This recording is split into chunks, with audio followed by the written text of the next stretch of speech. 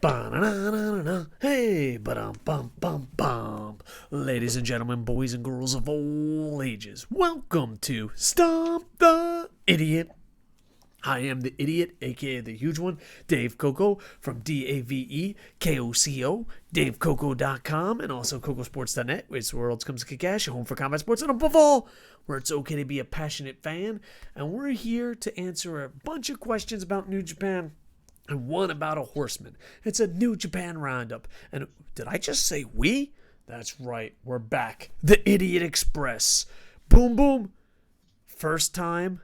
Welcome to Stump the Idiot. Have you been on this show before, sir? Yeah, I believe I've been on here a couple of times, at least. It's good to be back. We got one question that's asked by almost everyone, and so Okay. that will be our head question. We got some from Golden Star, we got one from Thomas something on Twitch, and we got some from Ewok from Endor. So this is gonna be, I guess, the main event question goes first.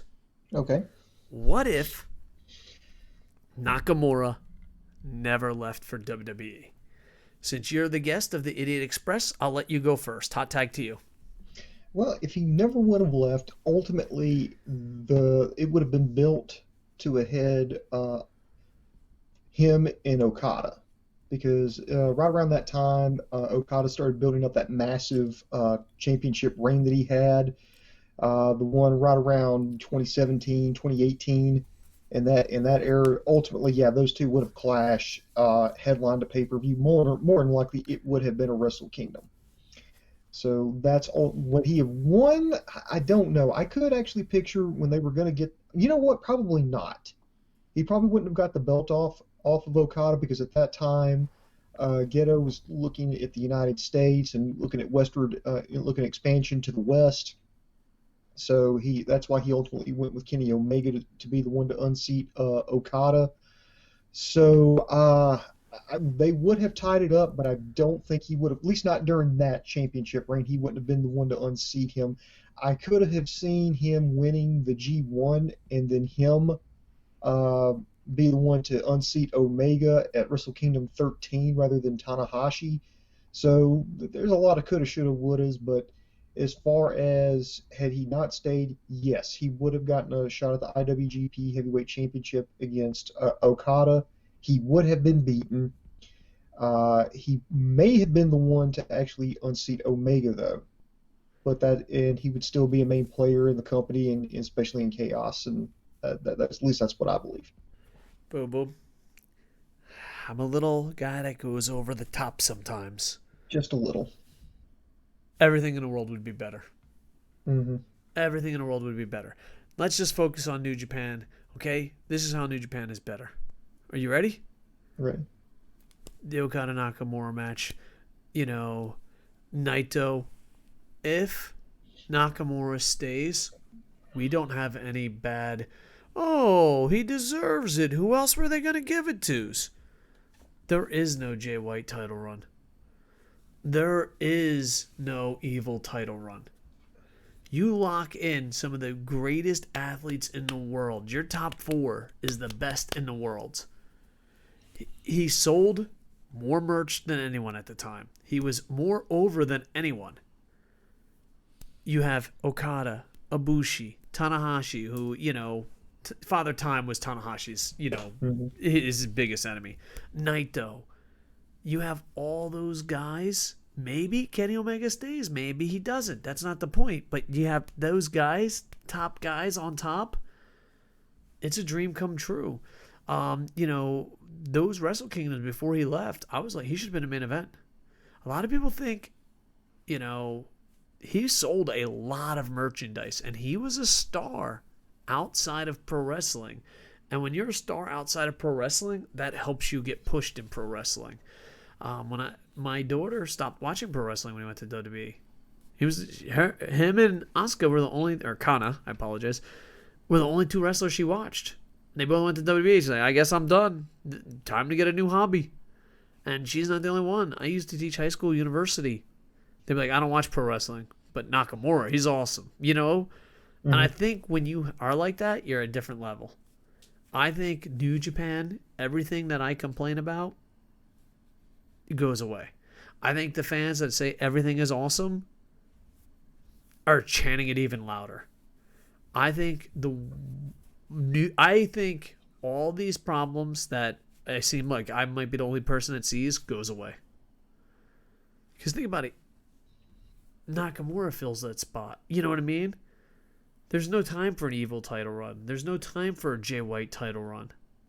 Like, what? Yeah, I think all the problems go away. And not all that, but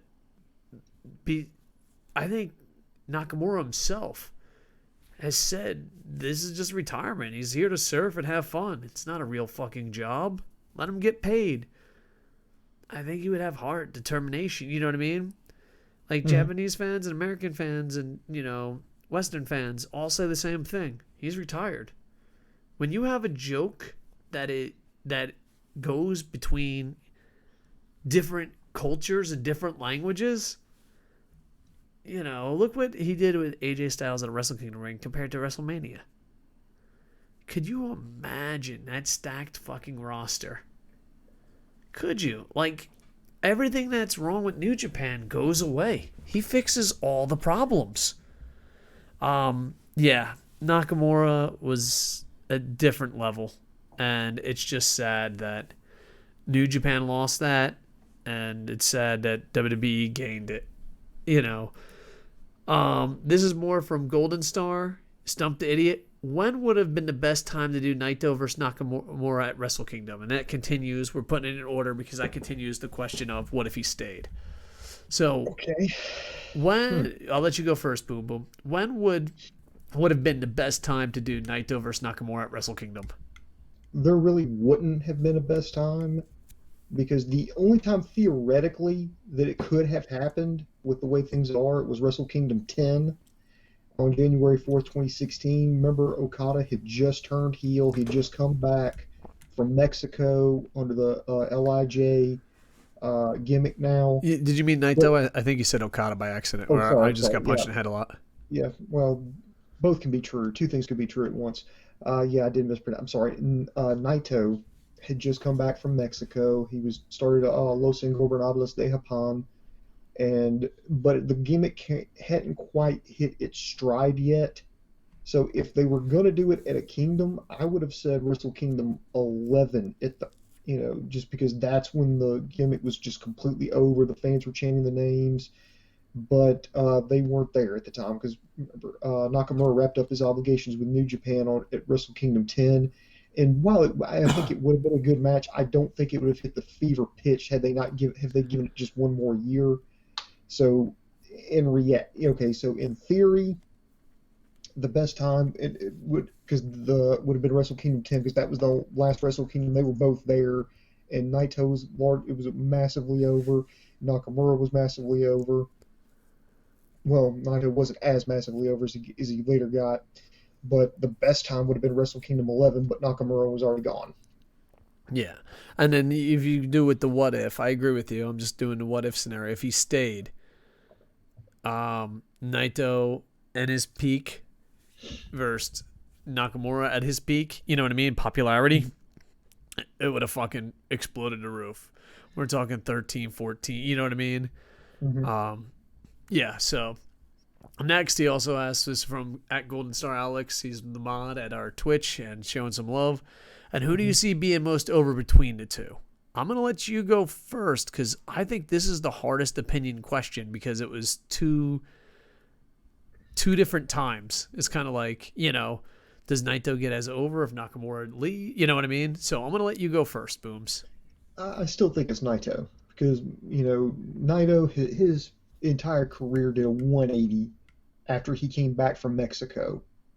He's when he completely rejected the fans and he just stopped caring, started doing the tranquilo. I mean, it was he was really getting over the fans. I mean, hell, I think it was at Wrestle Kingdom 10, 11, they completely designed their big screen Titantron. They had like a eye on it specifically so they could do that. His whole where he opens up his eye. They specifically did a Titantron like that he was massively over. People were chanting his name. LIJ merchandise was, if it wasn't the top seller, it was up there. So I think, plus he was the new shiny toy, that's like, oh wow, he got an upgrade, he's really cool now. I think he would. I mean, there still would have been people cheering for, Nakamura. Don't get me wrong. I mean, it would have been dueling chance because I mean, it happened during Okada and Tanahashi, still does. There would have been dueling chance, but I think Naito would have been just a little bit over. First off, not so fast, my fellow friends. I'm gonna give Lee Corso, but before I give you the Lee Corso, that's a Lee Corso on pause. Could you imagine Nakamura, King of the Strong Style, Naito with Lij, and Bullet Club before Jay White ruined it? How, dude? There wouldn't be enough thread in the world to sell all those T-shirts. We'd have like, you know what I mean? They would sell all the T-shirts. They'd just be like, we have no more thread. I'm sorry. Clothes are a thing of the past. All the cotton and polyester in the world has been harvested. Yeah, exactly. New Japan's too over. I think it's Nakamura for one reason, and we're talking New Japan, not WWE, because you know what I mean. Right. He was by himself. You'd be like, oh, it was Team Chaos. No one was buying Team Chaos shit. It was the, King of Strong Style, Nakamura. He was selling his gear. You know what I mean? Where Lij and Bullet Club is crazy over, but there's a group. You know what I mean? Like, oh man, I got a Sonata shirt. Now, granted, Naito is in a huge lead. I'm not going to be, you know what I mean? We're not going to live in denial. But it is a group, where no one fucking wears Chaos shit. I love Okada. I love Nakamura. Fuck Chaos. The worst booked fucking shit ever. They're not even a fucking group. They're just an expensive hat. I really can't afford the Chaos hat, Boom. I can't let it go. You know that, right? Yeah, I know. But yeah, overall, I think it's Nakamura because he was by himself. Is that fair? Yeah, I think it's fair. All right. Then we got a couple from Ewok from Endor. I think these are easier questions, so we're going to tack it on here. I guess they're shorter questions. You know what I mean? When does AEW take New Japan talent? Booms, can I go first? And then Yeah, you just add stuff. I think it's not going to happen soon because they both have big time contracts, you know what I'm saying, for second tier companies. I think it's going to be more Chris Jericho, Moxley. You can work for them there. We can work for them here. You know what I mean? I don't think they're going to take New Japan talent. I could be wrong, but that's my feeling.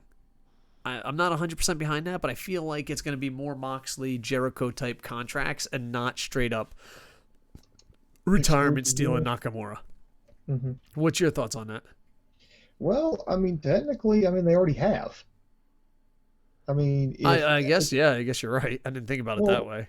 Well, yeah. I mean, if you think about it, if AEW didn't exist right now, where do you think half these guys would be working? They'd be working in New Japan. I know the Bucks would. I know Omega would. Moxley would be running around.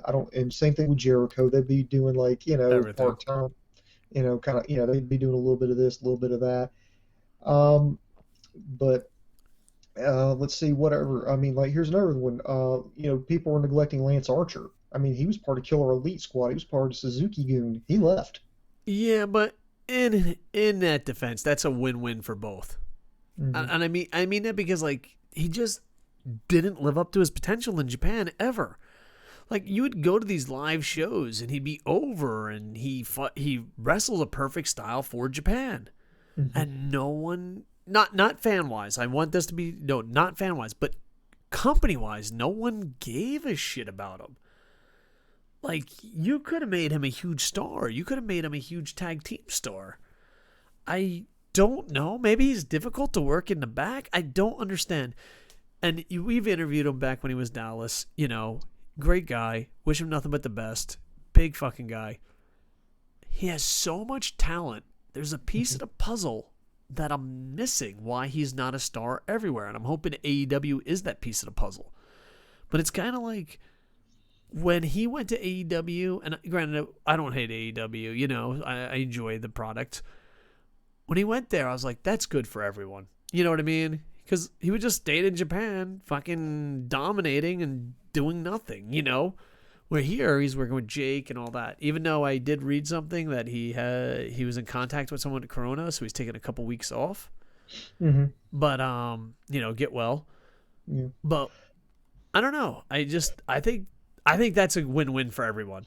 Right. You Well, know. and realistically speaking, I could see New Japan trying to get in contact with FTR. I could see them trying to get in contact with Brody Lee. And that's just, and maybe even Miro. Now, I could definitely see them, trying to like, assuming everything was running like normal, I could see them bringing like Miro in as like a guest in the G1.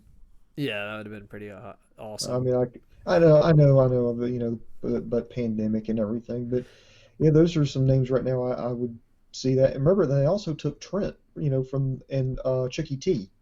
Oh Remember yeah, they were I kind of forgot Trent. that they even took him. Yeah, that was and plus that was a point of contention right there because they were planted something big. Because when Jay White had his championship reign, he said he planted a mole in Chaos, and it was supposed to be the reveal, at least according to Wrestling Rant through his sources, it was supposed to be revealed that Trent was the mole. But him and Chucky T, they went up and signed with AEW. So yeah, I would argue that Yeah, right now AEW is already starting to take their talent. Now, maybe what he's asking is, do you see them going over there and like trying to like, taking a Nakamura. Do you yeah, think? Yeah, like, or try to sign Naito, or try to sign Will Ospreay, or try to sign Ishii, or try to sign Suzuki, and insert top guy name here. I could see them maybe negotiating some kind of deal. Yeah, but that's just business. So, but yeah, I can see them totally doing that. see, I don't think they're there yet, but maybe I'm wrong. You I'm know. well. I mean, well, yet. I mean, just he's saying, do you see when? When? I Oh mean, yeah, it's going to that's be in the when. future. Yeah, it's gonna be. I think So, the first I big definitely, main I would, eventer I would jumping over is gonna say be interesting. I would say over under at 5 years before they really start. Now that's assuming they continue success and they don't like kill themselves. Yeah, I think the Forbidden Gate, or whatever they're calling it, will open up before that, but I could be wrong. But here, at the same time, fucking Ghetto, get people under contract, dude. Like, why doesn't Yeah, anyone blame Ghetto in New Japan when they're like, oh well, you know? Why do they not blame him for that? Like, I'm always confused. Like, oh, we didn't have him under contract. Like, well, whose fault is so that? yeah, am I missing something? Am I the fucking dickhead here? Like, yeah, well, we're good. I don't know. Maybe I am. I just, yeah.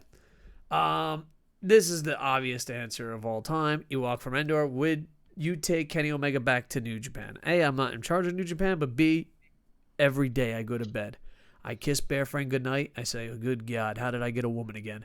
And then I close my eyes and turn around. She's like, I hope he's not thinking of other women. And I say, Kenny Omega and Okada in the ring one more time.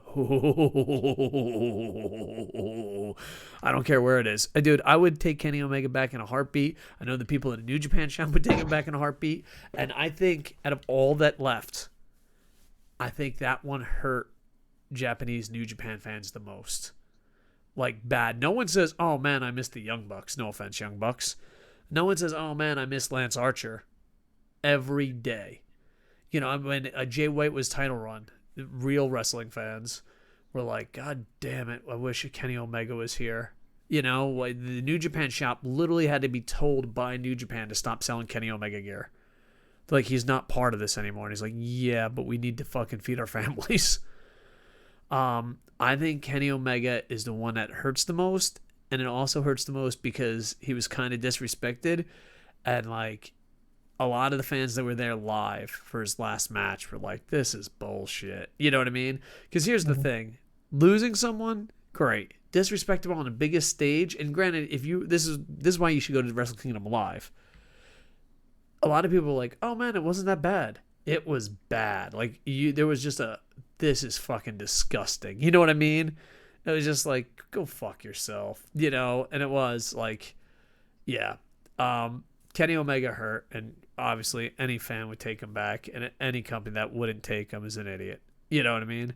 Mhm. So my dream is just Kenny Omega wins the AEW title, and you hear Okada's music, or Okada wins the IWGP title, and you hear Kenny Omega's music. Either way, I feel like a part of me is dying because I'm old. I want to live long enough to see that. You know what I mean? Like, I think that's the last big hurrah for me as a wrestling fan. You know what I mean? I'm like, dude, I gotta see this. That and the Golden Lovers teaming up together one more time. So, all right, Booms. You copied and pasted something from our Twitch chat, twitch.tv/KocoSports. That will be the last question of the day. Okay. Go ahead. Do you have it, sir, or do you want me to look it up? Yeah, give me 1 second here, and I can look it up. This is from Thomas Nutt. He asked the question, who was the best horseman? I mean, I don't know. Me and Boom Boom, we just tacked this at the end, showing some love to the Twitch fam. Please go check out Twitch. I mean, it's got to be pretty obvious, right? Lex Luger. No, it's definitely Ric Flair. You know what I mean? I mean, I love you, Thomas Nutt. Thank you for the fucking follow. We're close to 900 followers now on Twitch. Over 100 subscribers, which is a lot. It's pretty fucking good for an idiot like me. So I'm really happy about what's going on Twitch. Did I mention twitch.tv/KocoSports? Be there.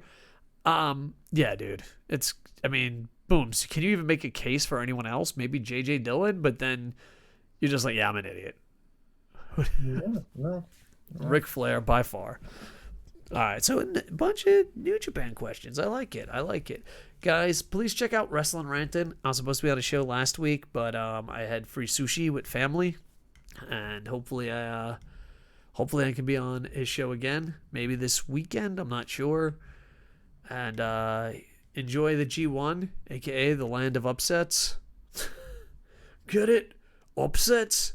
Listen, if you have 476 upsets in a 3 fucking match card, you're doing something wrong. You're like, there were 7 upsets today. There was only 4 matches. God damn it, Ghetto figured it out. All right, Booms. Hot tag to you. Let's wrap this up, buddy. And thank you for being part of the Idiot Express, sir. No problem. So I want to tell everybody to like, subscribe to us on YouTube, Facebook, and Twitter. You can also find us, Dave, on Twitch TV/KocoSports, KOCO Sports, where he does all kinds of sports games, particularly hockey, NBA, Madden, Fire Pro, Fall Guys, and some new WWE game, and he plays them all rather poorly, so you can watch him fail regularly every morning, starting about 5 a.m. Eastern Time, and he'll usually go for about a couple hours until the neighbors call the cops, and that's a shoot. We're shooting here. Love you guys. Pre-order Lucky the Orphan. It would mean a lot to me. It's loosely based on my life, and it's about an orphan that grew up in New Jersey in the 80s and would do anything for a Nintendo. And check out DaveCoco.com, as I am trying to do everything in my power to nerd at 100%. And hopefully by next year, we'll be nerding 100%. Booms, when I nerd 100%, are we going to go back to Raw reviews? Not anytime soon. Well, I don't know. I might do it just to make fun of it, because apparently somebody ran, said we're going to introduce some new characters. We're going to basically put jock straps on their face, and we're going to call them T-Bar, Mace, and Slapjack, and nobody in creative said no. Nobody said, guys, come on. And plus, it's looking like Bane, and that's supposed to be from The Dark Knight Returns, but that came out in, 2012? Guys, we're almost a decade behind the times. Maybe we should try to do something. And nobody raised their hand, and nobody said anything. They just allowed that to happen, and that's how they're introducing some NXT call-ups. Yeah, and yeah. Well, good luck with that, Booms. I'm not going to review Raw. I'm like, no. I'm just no, not going to do it. No. Hey, just give a shout out to everyone that gave us the Nakamura question. I apologize. There's literally a list of 10 people. My mod from Twitch, Golden Star Alex, thank you. Ewok from Endor, thank you. And Thomas Nutt, thank you for the question. All right, Booms. I think that's it, brother. All right, sounds good. All right. Talk to you soon. We got a bunch of shows in the can, so I got to start uploading. With that, I am over. Hey, but